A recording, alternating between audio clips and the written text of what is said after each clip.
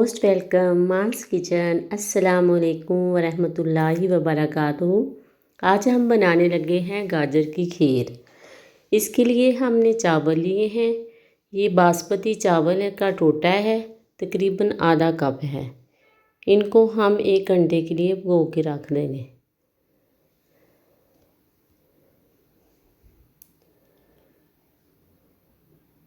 چاول جو ہیں وہ ہمیشہ جو نئے چاول ہیں وہ استعمال کرنے چاہیے، پرانے چاول استعمال نہیں کرنے چاہیے۔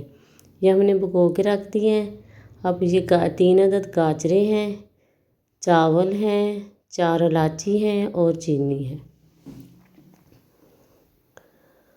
ہاں جی، کوشش کریں کہ یہ تھوڑی موٹی الائچیاں لیں۔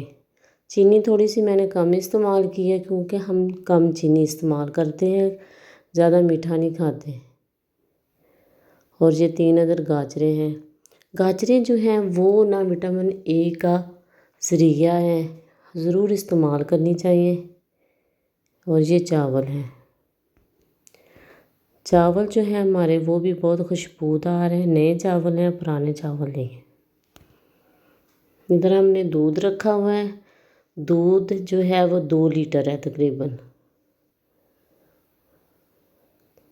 اب دودھ جو ہے وہ ابلنے لگ گیا ہے، پک رہا ہے، گرم ہو رہا ہے۔ جب یہ ابلنے لگ جائے گا تو اس کے بعد ہم اس میں باقی چیزیں جو ہیں، چاول ہے، گاجریں ہیں، وہ ڈالیں گے۔ دودھ جو ہے وہ ہمیشہ کھلا استعمال کرنا چاہیے۔ گھر کا جو دودھ ہوتا ہے نا وہ استعمال کرنا چاہیے، ڈبے کا دودھ استعمال نہیں کرنا چاہیے، کیونکہ اس میں فل کریمی یہ ہوتا ہے تو اس سے مزے کی کھیر بنتی ہے۔ یہ ہم نے جو چاول بھگو کے رکھے تھے وہ ہم ڈال رہے ہیں۔ دودھ ہمارا ابلنے لگ گیا ہے، اب ہم ساری چیزیں ڈالیں گے۔ چاولوں کو جب بھی ہم ڈالتے ہیں دودھ میں یا پانی میں تو فوراً 1 دفعہ ہلانا چاہیے چمچ کو، تاکہ وہ ڈیٹیاں سے نہ بن جائیں، جڑ نہ جائیں۔ اب ہم یہ سبز الائچی جو ہیں 4 عدد وہ ڈال رہے ہیں۔ الائچی جو ہے نا وہ بھی دانے نہیں ڈالنے چاہیے، پوری الائچی ڈالنی چاہیے۔ یہ ہمارے پاس گاجریں جو تھیں 3 عدد وہ ڈالی ہیں۔ گاجریں بہت فائدہ مند ہیں، بلکہ یہ ساری چیزیں دیکھیں، دودھ بھی، الائچی بھی، گاجر بھی، چاول بھی، جب ان کے ساتھ مل جائیں گے تو ساری چیزیں جو وہ ہمارے لیے فائدہ مند ہو جائیں گی۔ اب ہم سائڈوں سے صاف کر رہے ہیں اور چمچ جو ہے وہ ہلا رہے ہیں۔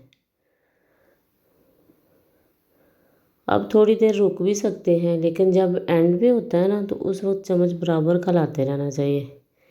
یہ ہمارے پاس ہے، برفی ہے، کشمش ہے، کھوپرا ہے اور بادام ہے۔ ان کا بھی میں آگے چل کے بتاتی ہوں کیا کریں گے۔ اور یہ ہے دیسی گھی۔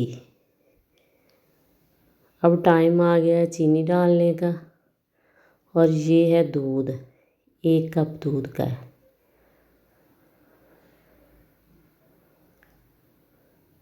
اب ہم نے وہ جو 1 کپ دودھ کا ہے نا اس کو پین میں ڈال کے رکھ دیا، تھوڑا سا گرم ہو جائے گا تو اس میں برفی ڈال دیں گے۔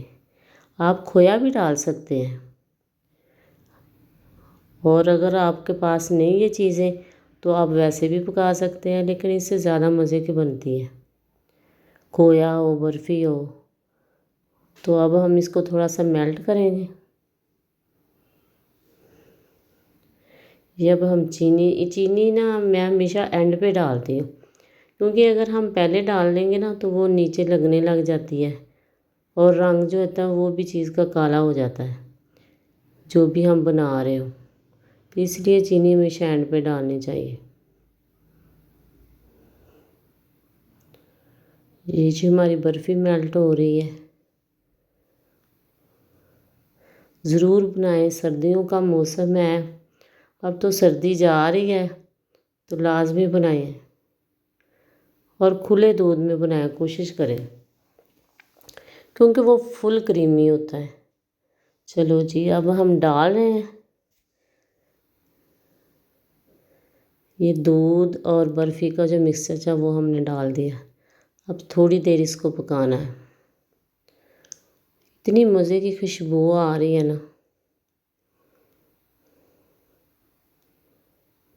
اب جو ہے نا چمچ ہم نے برابر ہلاتے رہنا، یہ مدنی کے ساتھ نا تھوڑا سا ہم نے میلٹ ایسے کر لینا ہے تاکہ جو دانے ہیں وہ باریک ہو جائیں۔ ویسے تو گاجر ہے، چاول ہے، ان کا پتہ چلنا چاہیے، یہ نہیں کہ ہم حلوہ بنا رہے ہیں، ہم کھیر بنا رہے ہیں، اس لیے اس کو زیادہ ایسے نہیں کرنا، بس تھوڑا سا کرنا ہے۔ ادھر ہم پین میں دیسی گھی ڈال رہے ہیں اور اس کو تھوڑا سا میلٹ ہو گیا تو اس کے بعد جو ہمارے پاس نٹس ہیں نا، بادام ہے، کھوپرا ہے، کشمش ہے، اس کو اور بھی آپ استعمال کر سکتے ہیں اگر آپ کے پاس اور ہیں نٹس وغیرہ، یہ تو آپ کی اپنی مرضی ہے، جتنے مرضی ڈال لیں۔ سردیوں میں تو لازمی بنانی چاہیے۔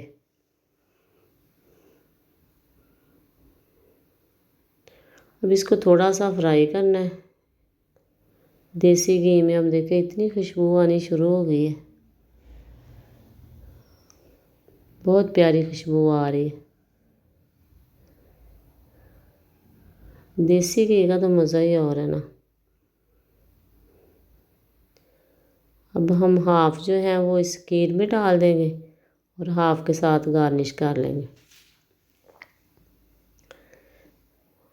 دیکھیں جب یہ ببل بننا شروع ہو جاتے ہیں نا تو اس وقت ہماری کھیر تیار ہو جاتی ہے۔ اب پتہ چل رہا ہے کہ ہماری کھیر جو ہے وہ تیار ہو گئی ہے، چھینٹے بھی پڑتے ہیں اور ایسے یہ ببل بھی بنتے ہیں۔